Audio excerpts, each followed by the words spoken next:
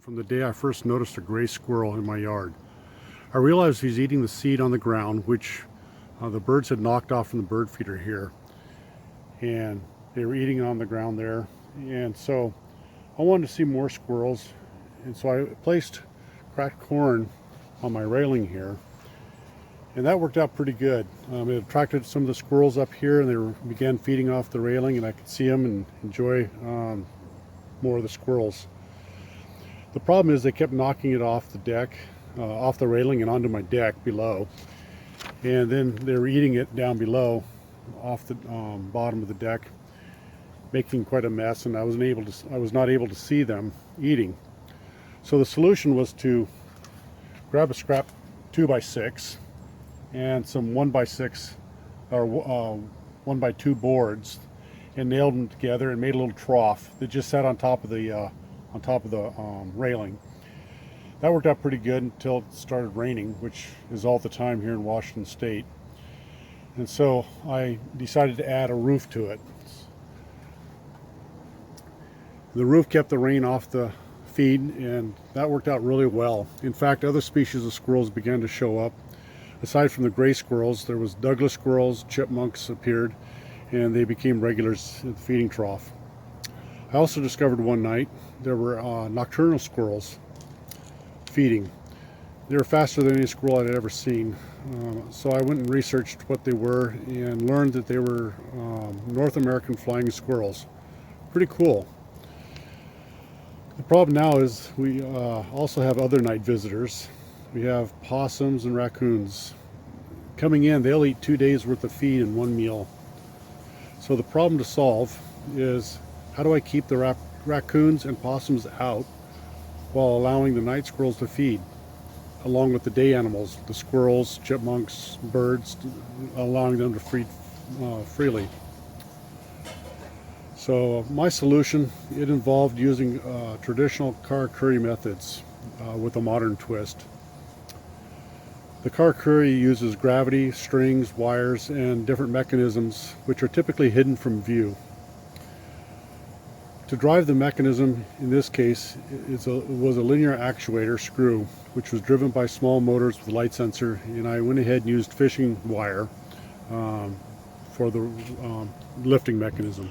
A simple Karakuri style design, which uses gravity, strings, mechanisms, and I use the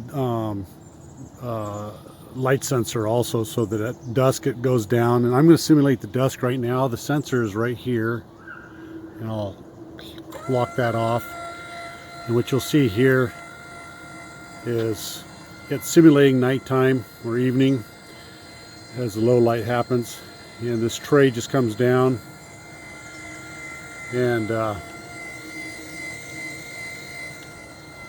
it closes off access to the feed that would normally be in the trough there. Now the night squirrels still are allowed to get in there and eat because of the hole I put in here. So with this hole, they're still able to go inside and eat the food and come and go as they please, yet that hole's not big enough, or it's small enough to where the raccoons and the possums can't get in there.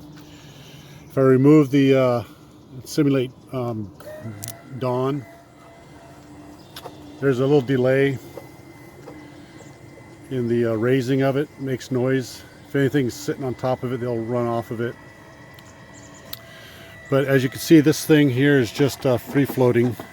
Basically, you can move it,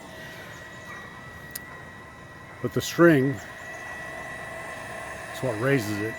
It's stainless steel 90-pound fishing line. I bought the brown camouflage so it matches and blends in with the feeder. And once it locks into place, it's pretty solid. It can't move very much. So I'll go ahead and remove the roof and show you the inside workings. To remove the roof, you have to move it forward just a hair, and then lift up, and then forward again. There's a wooden dowel right here slides into the pin or to a hole back here. So this is what the mechanism looks like. It shows the cables, linear actuator. This linear actuator is actually a 12-volt actuator, and it moves forward and reverse by reversing the polarity one way or the other. To reverse the polarity, you have to use a relay, or a relay is the most common way.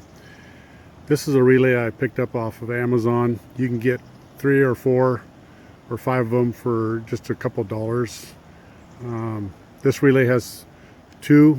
This board has 2 relays. Only one of them are being used. The other one here is still could be used for something if I want to add something in the future.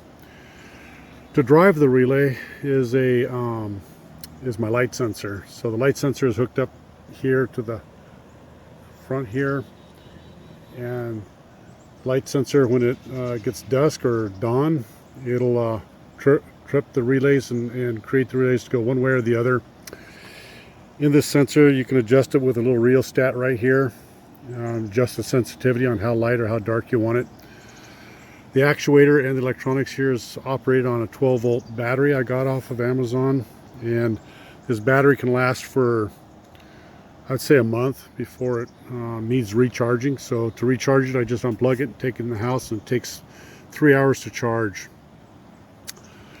This is a 12-inch linear actuator, and I needed an 8.5-inch throw to the distance between here and here.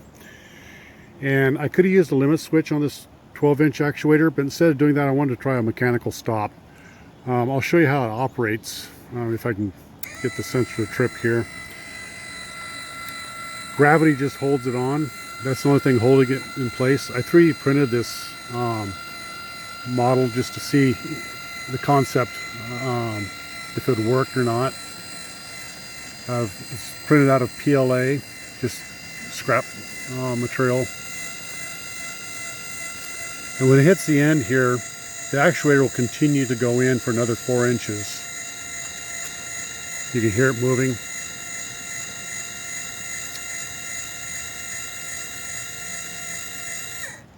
And it stops. And then when it starts back up again, the weight of the board will keep it in place until the actuator reaches the end down here, and then it'll start taking off again. And like I showed earlier, this board is just free floating, so nothing can get crushed. This board can just sit on top of something. I can move it. It's just operated by this string going through the bearing here. If I can get it to focus right. And that bearing there. And through there. Same with back here. I have a bearing on each corner. If it wasn't for those bearings, this PVC, as you can see where I discovered that the stainless steel cable would eat through this PVC like it's butter. So I put the bearings in, and that stopped that problem. It's the same bearings that you see right here.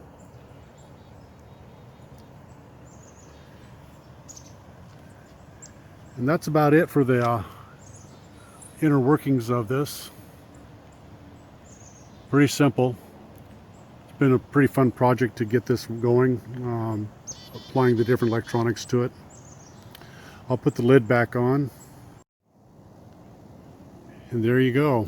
This is the latest innovation to my evolution to my squirrel feeder. I'm sure there's going to be more to come as improvements and other problems arise.